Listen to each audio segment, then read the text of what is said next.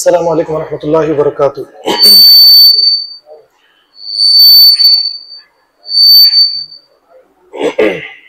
अस्सलामु अलैकुम वरहमतुल्लाहि वबरकातुहू।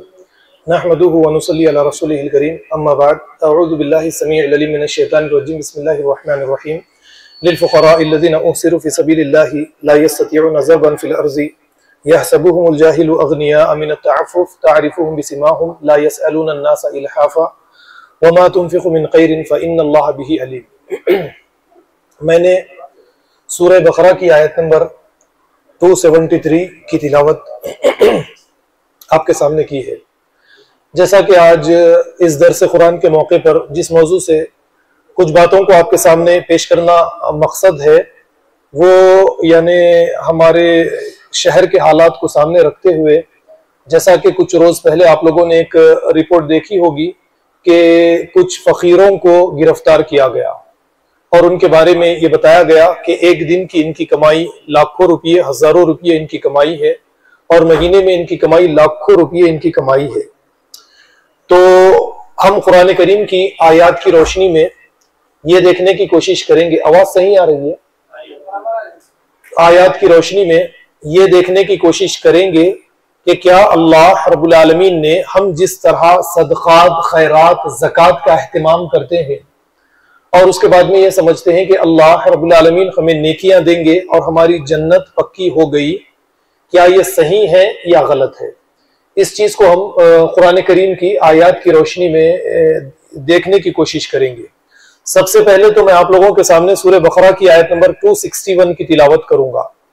यानी इस आयत में अल्लाह रब्बुल आलमीन ने यह बताया कि कोई चीज जब अल्लाह की राह में इंफाक फी सबीलिल्लाह, इससे मुराद भी अल्लाह रब्बुल आलमीन जो कुछ कुरान करीम के जरिए जब हम तसरीफ आयत के जरिए गौर फिक्र करते हैं तो हमारे सामने जो नतीजा आता है वो भी आपके सामने पेश करने की कोशिश करूंगा कि जब हम कुछ भी अल्लाह के रास्ते में इंफाक करते हैं तो उसकी बरकत क्या है, अल्लाह रब्बुल आलमीन यहाँ पर बताते हैं।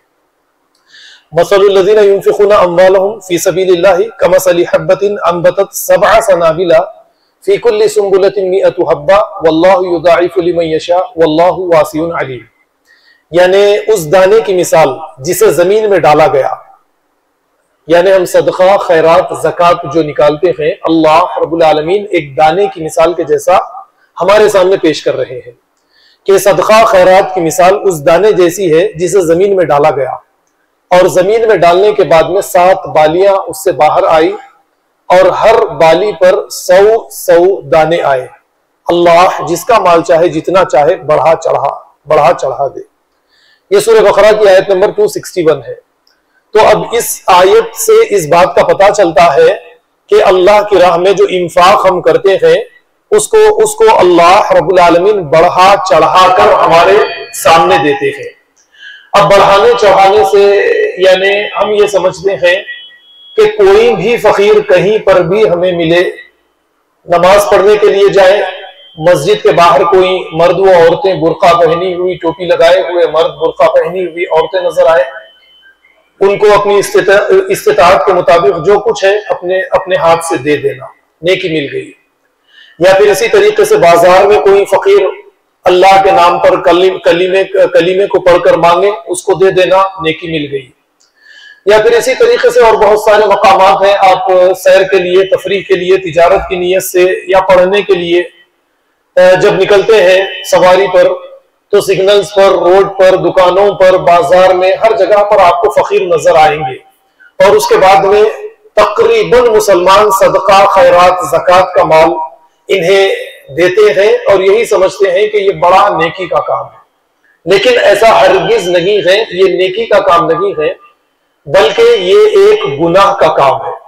जिस मकसद के लिए सदका, खैरात और ज़कात को हमारे ऊपर फर्ज किया गया, ये जिम्मेदारी हम पर डाली गई, वो मकसद ये था कि दुनिया से गुर्बत का खातिमा किया जाए। फकीरों का एक टारगेट मुकर्रर कर लिया जाए कि सोसाइटी में जो फकीर है, साल, 2 साल, 10 साल, 5 साल में इनको खत्म कर दिया जाए, इनको कारोबार से लगा दिया जाए, इनके खाने पीने का बंदोबस्त कर दिया जाए। कोई मुसलमान मर्द रखे या औरत रखे, ये भीख मांगने वाला बाकी ना रखे। लेकिन हमने सदका, खैरात और ज़कात के इस निजाम के जरिए से इस सिस्टम के जरिए से इस्लाम को इतना बदनाम किया है, गैर मुस्लिमीन की नजरों में इतना बदनाम किया है कि गैर मुस्लिमीन इस्लाम का मजाक उड़ाने लगे कि मुसलमान, मुस्लिम उलमा, मुस्लिम रहनुमा बड़े बड़े दावे करते हैं कि सारी दुनिया के मसाइल सारी दुनिया के मसाइल का हल इस्लाम में मौजूद है। ये हमारे उलमा के दावे हैं, आप बार बार सुनते भी चले जाते हैं। ये हमारे उलमा के दावे हैं कि सारी दुनिया के मसाइल का हल कहां पर है? अल्लाह की किताब में मौजूद है। ये दावा हमारा है और ये दावे कई सालों से चलते आ रहे हैं। अगर कोई गैर मुस्लिम हमसे ये सवाल करे, ठीक है, अगर इतने बड़े बड़े दावे हैं, बड़ी बड़ी चीजों को तो छोड़ दिया जाए, तुम्हारी अपनी सोसाइटी में, तुम्हारे अपने मुल्क में जो फकीर है, जो भिखारी है, जो गरीब है, जो यतीम है, जो बेवा है, क्या इनके मसले को आपने आज तक हल किया है? कोई जवाब हम मुसलमानों के पास है? हम मुसलमानों के पास कोई जवाब नहीं है। बल्कि आप जरा गौर कीजिए, सदका, खैरात और ज़कात के इस निजाम के जरिए से हम दिन ब दिन फकीरों को पैदा करते चले जा रहे हैं और लोगों की नफ्सियात को खराब करते चले जा रहे हैं। जिस तरीके से पोल्ट्री फार्म में मुर्गियां पैदा होते चली जाती है, ठीक इसी तरीके से आप देखते चले जाएं, हमारी मुस्लिम सोसाइटी के अंदर फकीर पैदा होते रहेंगे। बाप अगर फकीर था, माँ अगर फकीर थी, उसकी बेटी फकीर रहेगी, बेटा फकीर रहेगा, पोता फकीर रहेगा, नवासा फकीर रहेगा। इस्लाम का बड़ा बेहतरीन निजाम है कि इस्लाम फकीरों को पैदा करता चला जाता है, आपको दौलत देता चला जाता है, आप इस दौलत को लेकर फकीरों को देते चले जाते हैं और नेकी पे नेकी कमा के जन्नत में अपना मकाम बनाते चले जाते हैं। बड़ा प्यारा निजाम है। शर्म आ रही है ना? शर्म महसूस होती है? कोई औरतें मस्जिद के बाहर बुर्का पहनकर अल्लाह के नाम पर भीख मांगे, कोई मर्द अल्लाह के नाम पर भीख मांगे, दीन के नाम पर भीख मांगते हुए मुसलमानों के यहां पर, गैर मुस्लिमीन के यहां पर चले जाए, हमें शर्म तो आएगी कि भाई ये कैसा निजाम है कि इस निजाम के जरिए दिन ब दिन फकीर पैदा होते चले जा रहे हैं। कम से कम आप ये देखिए कि मगरिबी मुमालिक पर आप नजर डालने की कोशिश कीजिए कि मगरिबी मुमालिक ने वेलफेयर स्टेट के नाम से इन्होंने इतनी तो तरक्की कर ली कि इनके मुल्क में कोई भीख मांगने वाला नजर नहीं आता। वेलफेयर स्टेट के नाम से ये यहां तक तो पहुंच चुके हैं कि कोई औरत बेवा रखे, बच्चे यतीम रखे, कोई गरीब रखे, तो रियासत इनकी तमाम की तमाम जिम्मेदारी अपने ऊपर ले लेती है। किसी के इलाज का मसला आए तो फ्री में इलाज करवा दिया जाता है, बच्चों की पढ़ाई का मसला आए तो फ्री में पढ़ा दिया जाता है। लेकिन हमारे यहां पर ऐसा कोई सिस्टम है? आप बताइए। फिर हम बार बार मगरिबी मुमालिक पर उंगलियां उठाते हैं, इन्हें बुरा भला कहते चले जाते हैं और ये कहते हैं कि मगरिबी मुमालिक इस्लाम के दुश्मन है, वगैरह वगैरह, इंसानियत के दुश्मन है। होना तो ये चाहिए था कि सदका, खैरात और ये ज़कात के निजाम के जरिए से, इस निजाम के जरिए से हम कुछ ही सालों के अंदर अंदर गुर्बत का खातिमा कर देते। चलिए, आप मशहूर वाकया है, आप अच्छी तरह से जानते हैं। हजरत उमर बिन खत्ताब के दौरे अल्लाह के नबी सल्लल्लाहु अलैहि वसल्लम के दौर में मुआज बिन जबल को यमन की तरफ रवाना किया गया था। लेकिन हजरत उमर बिन खत्ताब के दौरे खिलाफत में जब ज़कात का माल मुआज बिन जबल ने यमन से अमीरुल मुमिनीन उमर बिन खत्ताब की तरफ रवाना किया, तो अमीरुल मुमिनीन ने ज़कात का माल लेने से इनकार किया और यह कहा कि ज़कात जहां से ली जाएगी वहीं पर गरीबों में तकसीम कर दी जाएगी। यह सिस्टम है, यह उसूल है।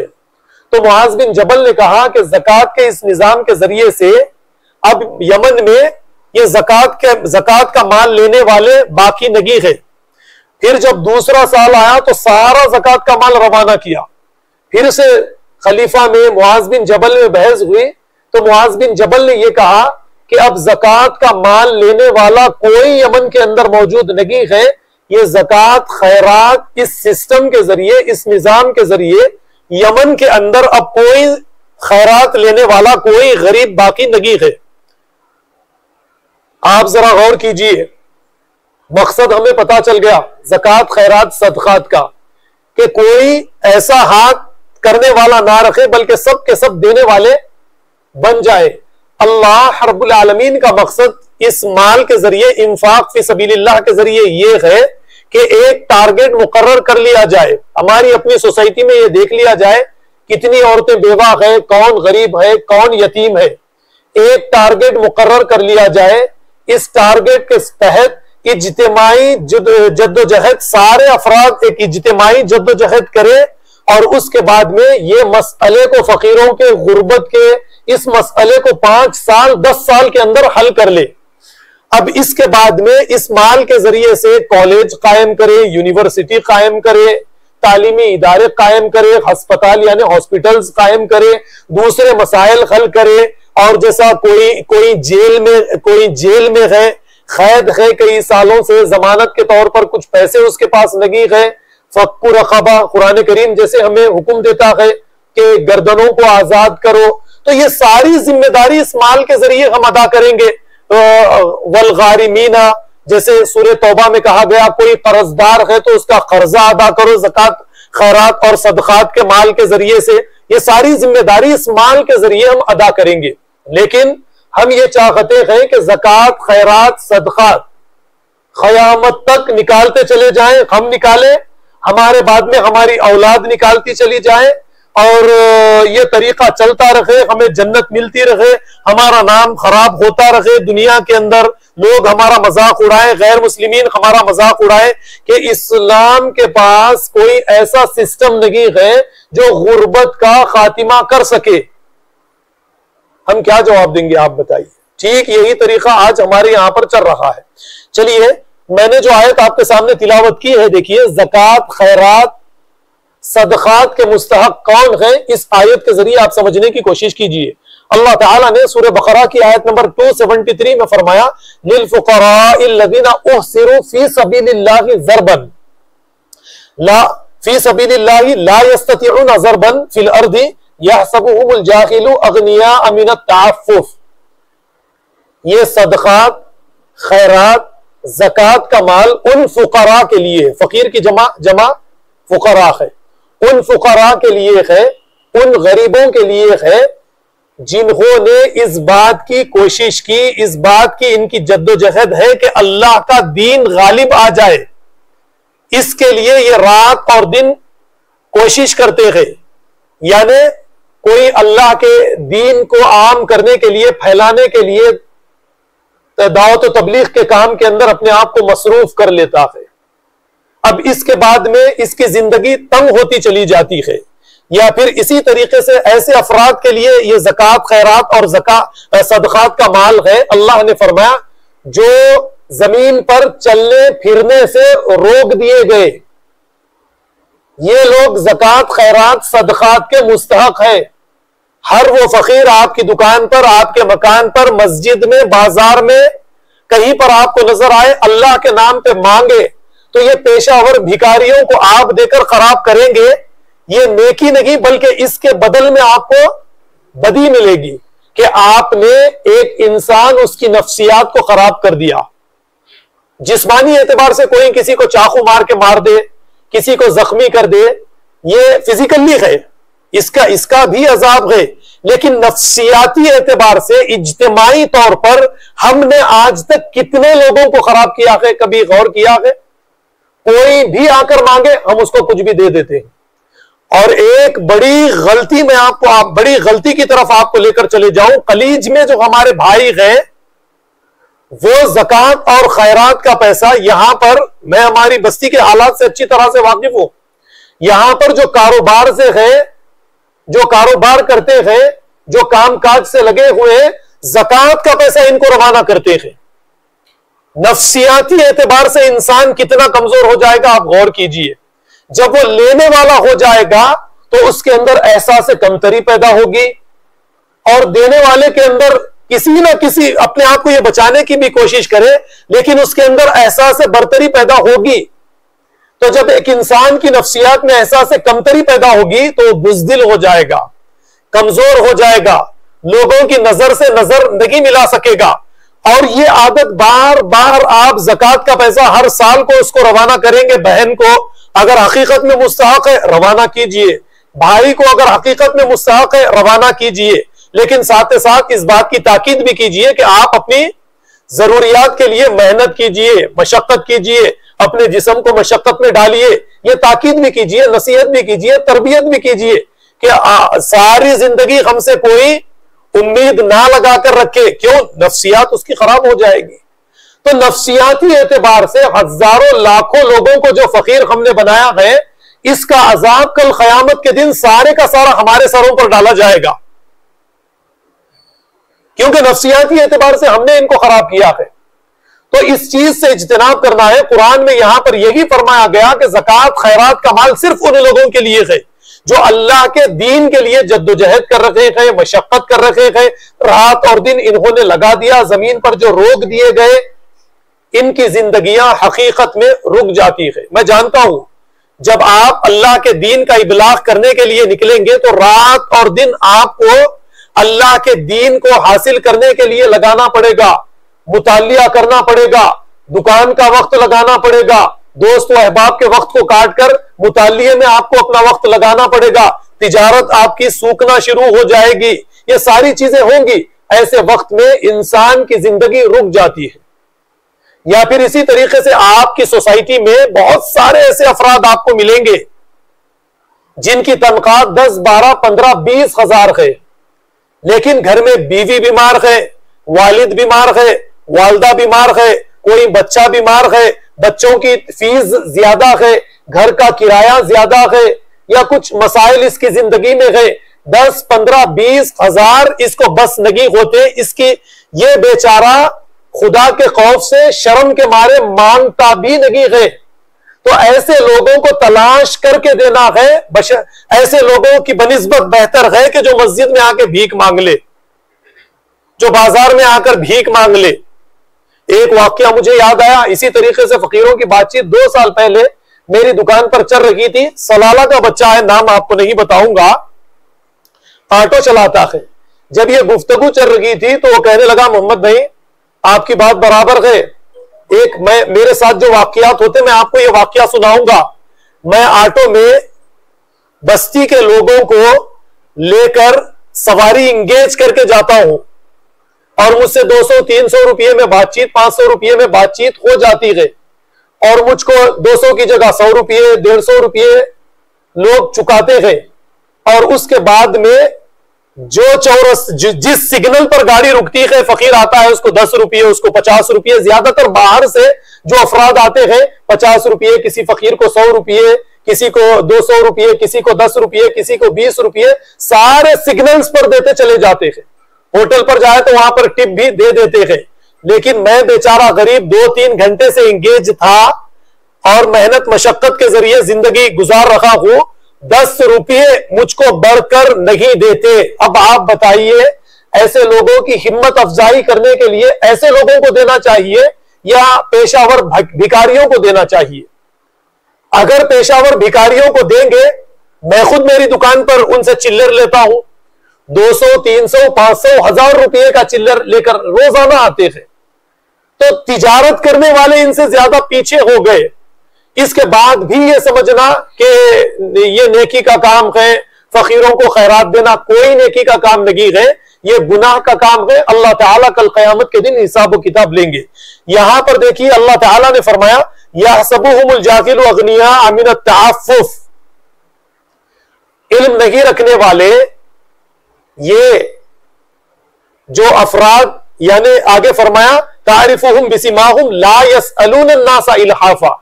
मैंने जैसे आपके सामने मिसाल रखी कि लोगों की जिंदगियां रुकी हुई है, ये सवाल नहीं करते शर्मिंदगी के मारे, आपको तलाश करके इनकी मदद कर दी है।